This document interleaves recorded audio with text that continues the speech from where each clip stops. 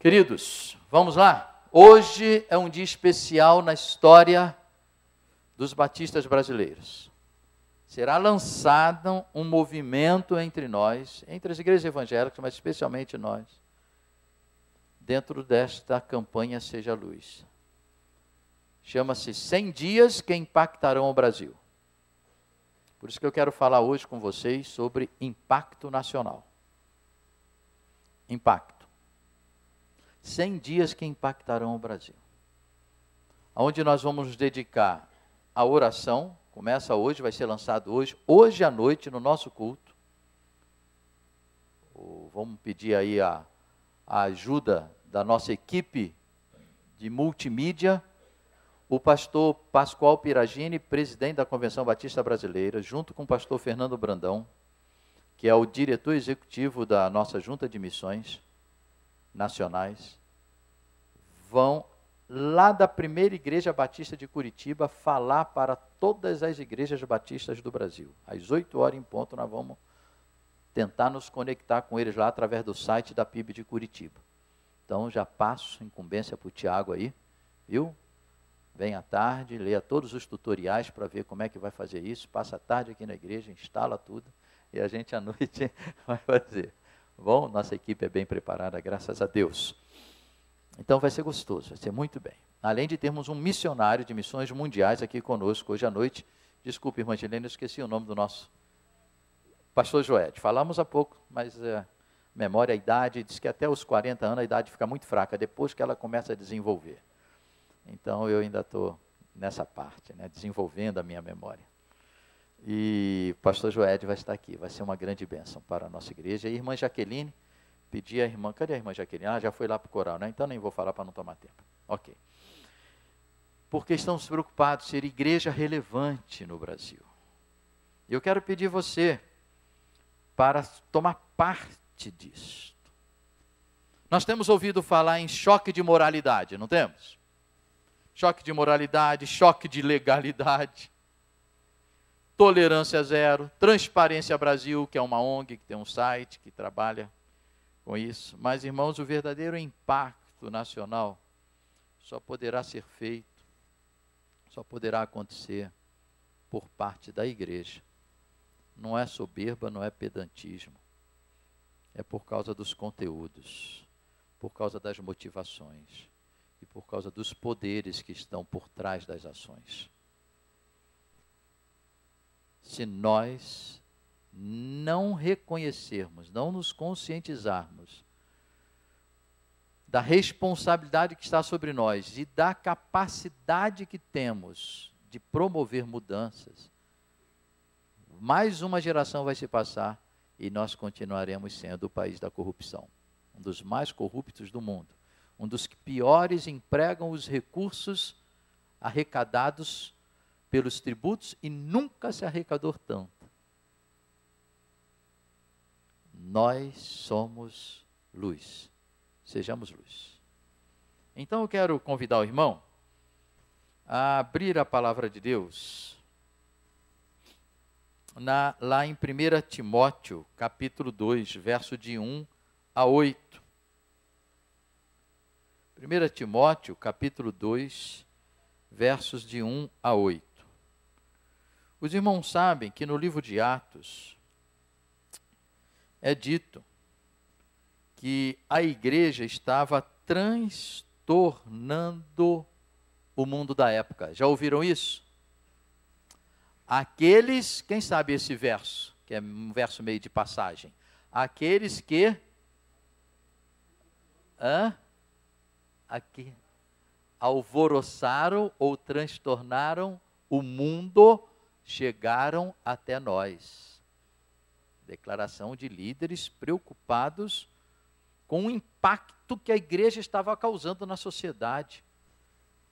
Como diz aqui em São Paulo, aqueles que estão virando o mundo de ponta cabeça, chegaram até nós, transtornaram. Estão mudando as coisas, estão impactando. E o apóstolo Paulo vai entender que a igreja pode fazer muito para que isso aconteça. E aí no texto da palavra de Deus, do verso 1 ao 8, mas eu vou me ater para essa reflexão no verso 8, tá, irmãos? Mas olha só, 1 Timóteo 2, verso 1. Antes de tudo, exorto que se façam súplicas, orações, intercessões e ações de graças por todos os homens, pelos reis e por todos os que exercem autoridade, para que tenham uma vida tranquila e serena em toda piedade e honestidade. Para que tenhamos uma vida tranquila e serena em toda piedade e honestidade. Isso é bom e agradável diante de Deus, nosso Salvador, que deseja que todos os homens sejam salvos e cheguem ao pleno conhecimento da verdade, porque há um só Deus e um só mediador entre Deus e os homens, Cristo Jesus, homem. Ele se entregou em resgate por todos, para servir de testemunho a seu próprio tempo. Digo a verdade, não minto, para isso fui constituído pregador e apóstolo, mestre dos gentios na verdade e na fé e na verdade. Quero que os homens orem em todo lugar, levantando mãos santas, sem ira nem discórdia. Perceba, os irmãos, que Paulo está falando aqui a Timóteo. Timóteo era pastor da igreja em Éfeso, filho na fé de Paulo. Paulo discipulou Timóteo e continuava fazendo esse discipulado de liderança com Timóteo. As duas cartas de Paulo a Timóteo, conhecidas como cartas pastorais, Paulo instrui o novo pastor Timóteo a como conduzir a igreja. E entre tantas coisas que ele fala, nesse capítulo, Paulo coloca uma perspectiva missionária, isso já desde o capítulo 1, ao ministério da igreja. E Paulo vincula essa perspectiva missionária, essa ação missionária da igreja, à oração. E aqui nós vamos esse texto. Perceba o verso de número 8. Quero destacar duas coisas. Como que a igreja pode impactar o país? Por duas coisas, pela oração e pelo testemunho. Perceba que Paulo vai começar o texto dizendo que o desejo dele é que os homens orem. Orem em todo lugar. E orem por quem? Se você for lá no início do capítulo 2, você vai ver que ele quer que ore por todos os homens, incluindo os líderes nacionais. Ou seja, para levar as pessoas a Cristo, precisa de oração. E você vai perceber que ele vem no capítulo 2 falando, e ele vai dizer para que as pessoas possam serem salvas, verso 4, e chegarem ao pleno conhecimento da verdade. Então, a ação intercessória da igreja, atenção irmãos, atenção líderes de célula, a ação intercessória da igreja tem que ser encaixada na perspectiva missionária da igreja. A igreja tem uma missão a cumprir. Oração não é missão. Oração é ferramenta para cumprimento da missão. Oração é canal para que Deus capacite a igreja a cumprir a missão. Há uma ordem para orar, mas orar não é uma missão. Orar é um instrumento de cumprir a missão. Orar é evangelização, orar é consolo, orar é cura, orar é ferramenta. E se a igreja existe, como toda instituição existe, porque tem uma missão a cumprir, o Senhor fala que não cumpriremos essa missão de forma adequada se não orarmos. Então, Paulo encaixa a intercessão na perspectiva missionária. Então, esse negócio da célula se reunir e ficar meia hora orando só pelos problemas dos crentes, isso não agrada a Deus. O crente tem que pensar no que está acontecendo lá no mundo. E se Deus vai curar você, é para você ser um soldado saudável, mas não é só para ser um saudável. Se você perder a perspectiva de militância, então você pode ser recolhido ao céu. Não tem mais função para você aqui. Então nós temos que ajudar uns aos outros, orar um pelos outros, para curar, para Deus consolar, para Deus fortalecer, para enfrentar as oposições. porque nós precisamos estar fortes para ganhar a guerra missionária, que é de levar as pessoas a Jesus. Não podemos perder essa perspectiva, irmãos.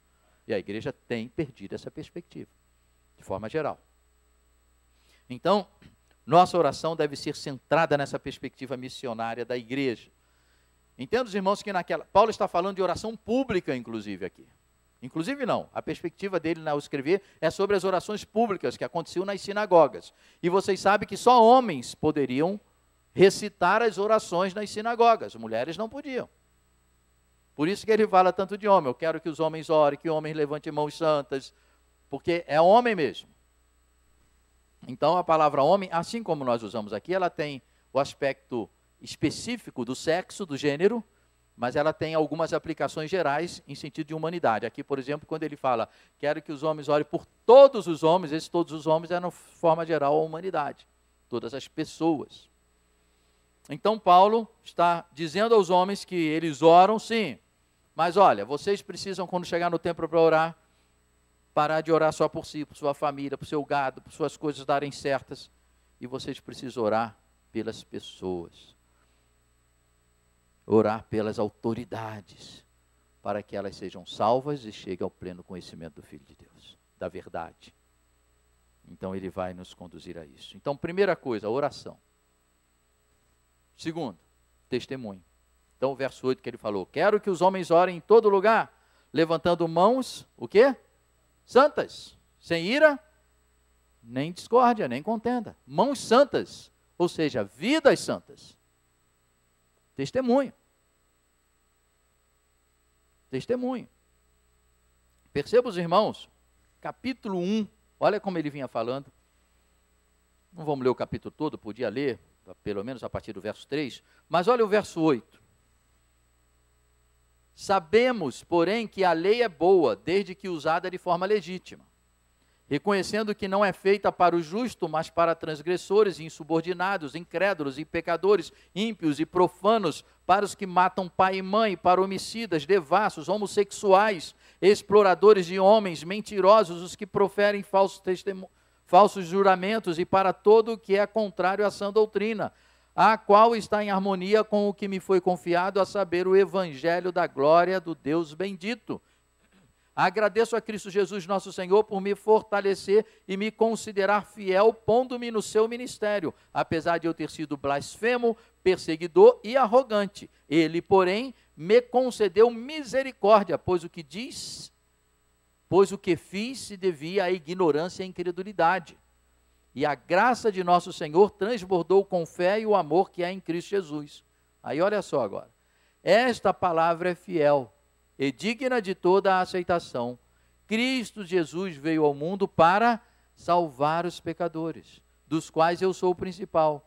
Mas por isso ele me concedeu misericórdia, para que em mim, o principal deles, Cristo Jesus, mostrasse toda a paciência, a fim de que eu servisse de exemplo aos que haviam de crer nele para a vida eterna.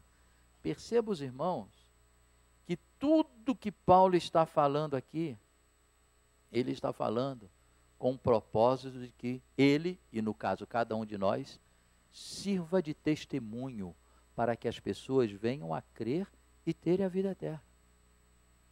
A igreja não pode perder o foco. Então, a palavra de Deus foi dada para que as pessoas se transformassem, devassos, profanos, homossexuais, nós nos transformássemos dos nossos pecados, como Paulo diz, de tudo isso que ele falou, sou o principal pecador, eu fiz tantas coisas, mas por causa da minha ignorância e incredulidade, e tudo isso que Deus faz, através da sua palavra, transformando as vidas, como nos transformou a palavra de Deus, tudo isso é para servirmos de exemplo, de testemunho, e as pessoas crerem e serem salvas. Essas mãos santas que que Paulo pede para nós levantarmos, são mãos de pessoas que têm um testemunho para dar, que foram santificadas em Cristo, foram transformadas em Cristo. Essa sociedade será impactada pela nossa oração e pela nossa integridade, pelo nosso amor, pela nossa fé, pela nossa ação beneficente, que demonstra o amor de Deus que demonstram como Deus fez de nós egoístas virarem altruístas, devassos virarem santos, adúlteros virarem maridos fiéis, e assim por diante. E esse binômio, oração e testemunho, vai impactar a nação. Então, queridos, isso é possível. Oração mais testemunho é igual a vidas salvas. Saiba disso. Compartilhando mais uma experiência que nós vimos lá em Belo Horizonte. Falei já para alguns irmãos, não me lembro se eu falei publicamente. Aquele caso de cada um orar por 3 amigos não crentes.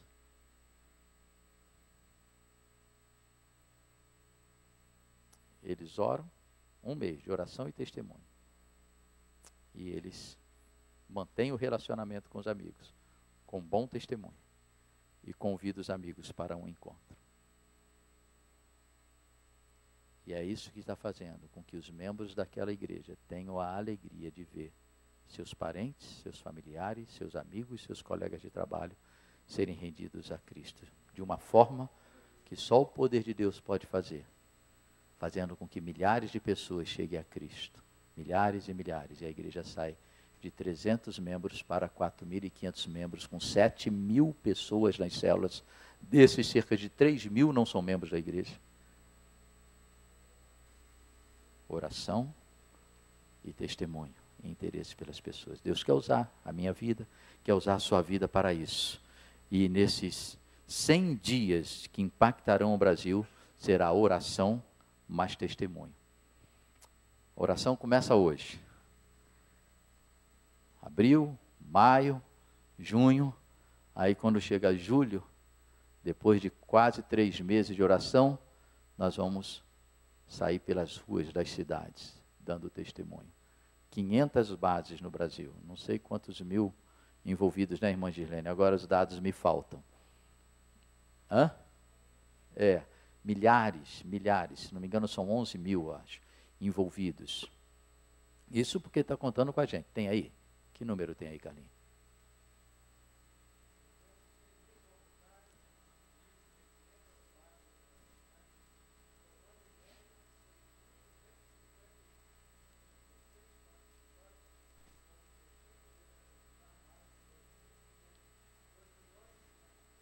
Em julho. Campinas é uma cidade estratégica. Nossa igreja é uma base. Uma dessas 500 bases é a primeira. Entra no site lá, está escrito a sua igreja. Nós somos uma das bases nacionais para esse mover de Deus. Aqui nós receberemos 200 pessoas que chegarão no primeiro dia para receber instrução e treinamento e irem para os lugares de atuação, que são as chamadas trans. Isso está sendo chamada da Megatran. E nós temos que entrar de corpo, quer dizer, o corpo tem que entrar nisso. Uns vão na rua, outros vão ajudar na comida, outros vão preparar material, outros vão fazer estatística, e nós vamos nos envolver. Vamos orar e vamos dar testemunho. E isso vai começar a mudar a cara de muitas famílias, que enfim mudará a cara do país. Porque todas as pessoas nesse país têm no seu relacionamento algum servo de Deus. Eu não acredito que ninguém tenha um que não conheça. Só se for lá numa tribo de índio que não chegou ninguém ainda. Mas parece que elas estão mais evangelizadas do que os urbanos hoje. Então a gente nem sabe quem que Deus está preparando para se converter em julho. Pode ser um grande ídolo nacional, pode ser um grande político corrupto que vai virar santo.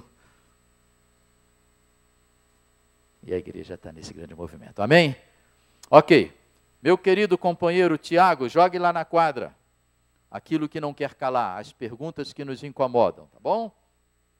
Olha só, irmãos. Olha que família bonita. Isso, ok. Pense nisso. Vamos lá. Primeiro, veja o verso 3 e 4. Nós vamos fazer meio coletivo hoje aqui. Veja o verso 3 e 4. Veja aí na sua Bíblia. Alguém leia bem alto para nós, bem bonito. Verso 3 e verso 4. O que está dizendo aí? Achou?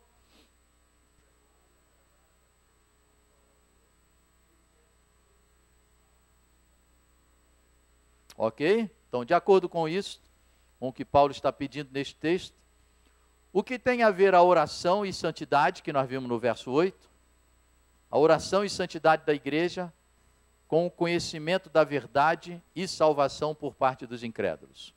O que tem a ver uma coisa com a outra? Vamos lá. Quais são as implicações da oração e santidade na vida da igreja com a salvação de almas e o conhecimento da verdade por parte dos incrédulos? Quem vai falar? O testemunho.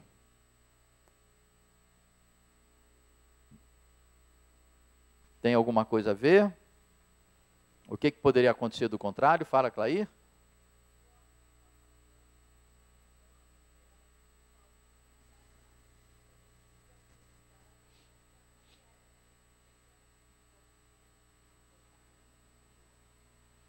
É preciso a santidade e a oração para que haja essa transformação. Só aceitar Jesus, uma vida renovada, para servir de referência. O que tem a ver a oração e a santidade com este impacto, com a transformação de vidas, com a salvação de vidas? Quem quer falar mais? Com o conhecimento da verdade por parte do outro, irmã Gislene. O pecado na nossa vida. Ele impede a nossa comunhão com Deus. Ok.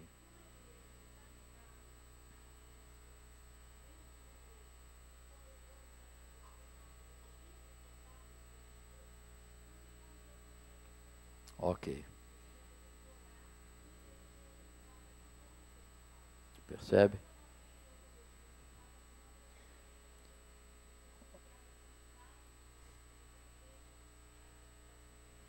Santidade na nossa vida, para que Deus possa nos ouvir. Isaías 59:2. Nosso pecado causa divisão.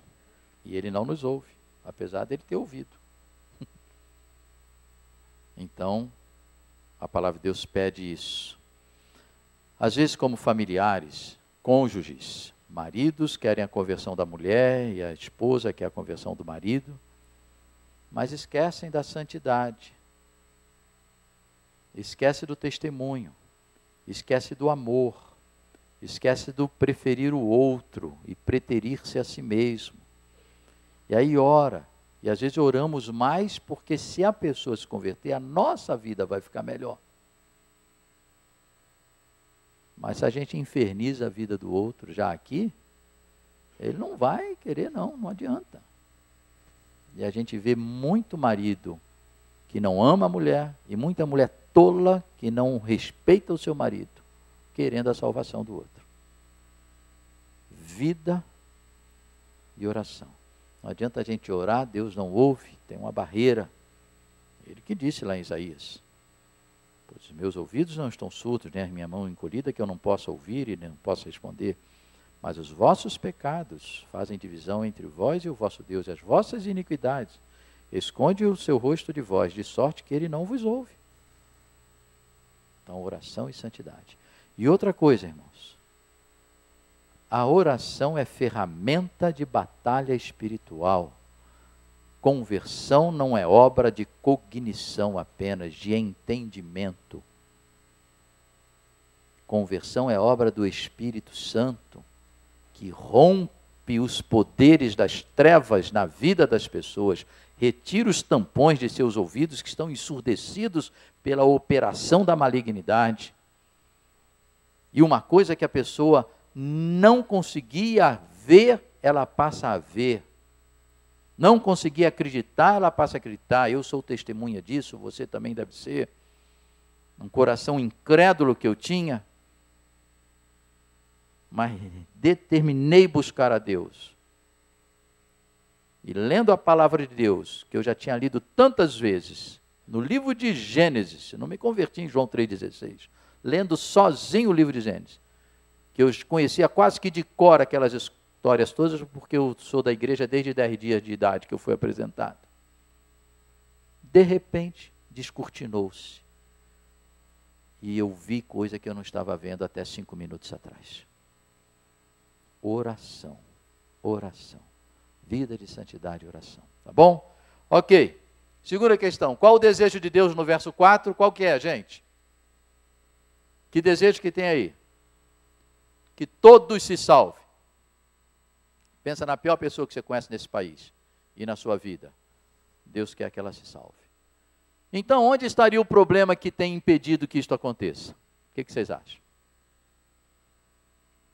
Hã? Não estamos atraindo. Por causa das nossas atitudes. Pastor?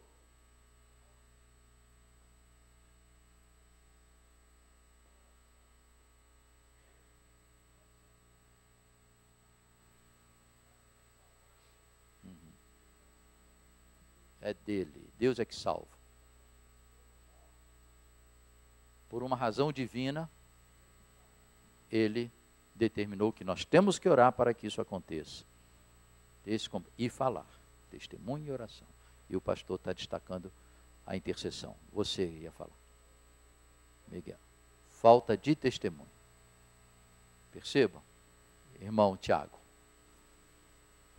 Falta da ação social, ou seja, atos de bondade. Na proposta de igreja multiplicadora, que é como implantar igrejas multiplicadoras, então eles treinam os líderes a como começar do nada a implantar uma igreja. Uma das etapas chama-se a etapa da semeadura, eu acho, é onde a igreja promove atos de bondade para a comunidade. A igreja tem que ser relevante para a comunidade. Deus nos salvou para sermos canais de bênção. Quem tem 2, dá 1 para o seu irmão. Aquele que te pedir água, quando você der de comer a alguém, você está fazendo para mim. A igreja tem se esquecido disso. O que fizemos de bem, de benefício para outros esta semana? Você ajudou alguém? Você visitou alguém que precisava? Você deu dinheiro para alguém? Ah, eu estou duro, está duro, mas se furar teu sapato, você vai financiar um amanhã lá. São prioridades. Falávamos essa semana que nós perdemos com os supervisores de células, nós perdemos a visão de igrejas de vida cristã simples. Perdemos. Nós temos tudo para ser feliz. Temos roupa, temos casa, temos comida. Mas se a minha casa não é a casa dos meus sonhos, eu começo a reclamar. Se a roupa que eu tenho não são as roupas que o pessoal está dizendo que eu deveria usar, eu fico triste. Se o carro que eu tenho não é aquele carro que o outro tem para do meu lado lá, então eu trabalho para conquistar coisas que eu não preciso, que eu quero, e me torno ansioso, eu me torno infeliz. Eu perco a perspectiva do que é a vida e de qual é a minha situação e posição para Deus nesta vida. Eu me torno instrumento de propósitos que não são divinos. Aí virá o fim, tudo isso queimará como palha. E o que restou? Não restou nada. O Senhor tem nos chamado a atenção. E o Senhor tem nos falado o que nós somos e para que nós somos feitos o que fomos feitos. Por isso que será admirável no final para alguns, mas Senhor, eu não vou, mas eu em teu nome fiz tanta coisa. É engraçado, não conheço você não. É mesmo? Você estava trabalhando comigo e para mim? Então, atenção. Nós que somos aqui do palco, temos uma tentação tremenda de estarmos aqui porque gostamos de estar aqui. Quando isso aqui começar a exigir da gente coisas que interferem nos nossos planos, nós saímos daqui. Coristas. Quando a irmã Helene pedir para o coro cantar todo domingo, inclusive domingo de manhã, pode ser que você saia do coro. Você está me entendendo? Nós estamos encaixando a igreja nos nossos esquemas. E estamos deixando de ser igreja. Igreja é coisa simples. Igreja tem que cumprir 5 missões. Ela tem que adorar a Deus, ela tem que evangelizar, ela tem que discipular, que pode ser reduzidas em 4, porque uma missão é bem institucional, que é batismo, né? E ela tem que servir as pessoas nas suas necessidades. É isso que é a igreja. Nós deixamos de ser igreja. Falamos isso ontem na reunião, no primeiro fim de semana do auxiliar de célula. e nos tornamos uma organização promotora de eventos evangélicos. Então estamos promovendo no domingo cultos, vocês venham assistir os nossos cultos. E promovemos retiros, você pode participar dos retiros. E promovemos encontro de mulheres, e promovemos encontro de homens, e promovemos encontro de casais. E promovemos isso, e promovemos aquilo, e fora dessas promoções, não somos igreja. Cem dias de oração, vamos promover. Vamos orar 100 dias. Quando terminarem os 100 dias, quantos de nós continuaremos orando por esse propósito? Estamos deixando de ser igreja. Ficou complexa. Ficou uma organização. A igreja tem que se simplificar. Nós precisamos andar juntos, ajudar um ao outro para nós cumprirmos a missão. Isso é ser igreja, acabou. E se nesse andar junto eu preciso te ajudar, eu te ajudo. Se nesse andar junto você não conhece a palavra e eu conheço, eu te ensino. É isso que é ser igreja. Então, nesse nosso dia da igreja, dia 27 de maio, que nós vamos fazer aqui, o segundo dia da igreja, nós vamos instaurar essa filosofia de Cristo para a igreja. Ser igreja é você deixar as redes, pegar a sua cruz, renunciar ao seu projeto de vida e seguir a Jesus. Vamos diminuir essa complexidade. É ministério disso, é ministério daquilo, é retiro para cá, é... Vamos ser igreja. Vamos deixar de ser uma organização promotora de eventos. Aí o que acontece? Quem gosta de evento não vai gostar mais da igreja. Mas nós estamos orando. E como nós temos visto que nós fazemos parte de um grupo distinto, um grupo que ama Jesus, mas não foi ensinado a essa vida focada na missão da igreja, eu acredito que nós não vamos perder não, nós vamos ganhar. Amém? Ganhar, porque nós vamos abençoar as pessoas, vamos ser mais instrumento de Deus na vida das pessoas. Bom? Ok, a última pergunta, como servo de Deus, o que podemos fazer sobre isto? Então, olha só, essa última pergunta, você vai responder em oração. Nós vamos fazer dupla de oração. Agora, vamos dar 2 minutos para isso. E você vai orar com essa terceira pergunta. Vai falar com Deus o que você pode fazer, vai pedir para Deus lhe ajudar a fazer isso. E vai colocar diante de Deus a sua necessidade para conseguir fazer o que você acha que tem que fazer como servo de Deus sobre este assunto. Como que você pode obedecer ao desejo de Deus para a sua vida como instrumento de salvação. Você vai colocar isso diante de Deus. Então nós vamos orar em dupla. 2 minutos para isso. 3 minutos, tá bom? 1 minuto e meio de oração para cada um. 3 minutos e 20, 1 minuto e 40 segundos para cada um. O que vocês acham? Então vamos orar em duplas. Em duplas. Todos orando, todos orando, todos orando. Senhor nosso Deus, nós te agradecemos, ó Pai, pelo privilégio que nos dás de sermos a tua igreja na terra. Não somos dignos, somos tão pecadores. E quem sabe, muitos lá fora praticam obras até melhores do que nós. Mas pela tua misericórdia e graça, em resposta à nossa fé, tu nos salvaste e nos transformaste nos teus instrumentos neste mundo, na tua igreja. Reconhecemos, ó Deus, que precisamos orar mais pela salvação das pessoas. Queremos assumir, ó Deus, quero assumir contigo este compromisso de todos os dias não deixar de orar pela salvação de pessoas específicas do meu relacionamento. E todos os dias não sair de casa sem a sensibilidade para perceber as portas e as oportunidades que o Senhor colocará no meu caminho para eu ser luz para aquelas vidas. Ajuda-nos, Senhor, a sermos estes teus instrumentos na terra. Em nome de Jesus. Amém.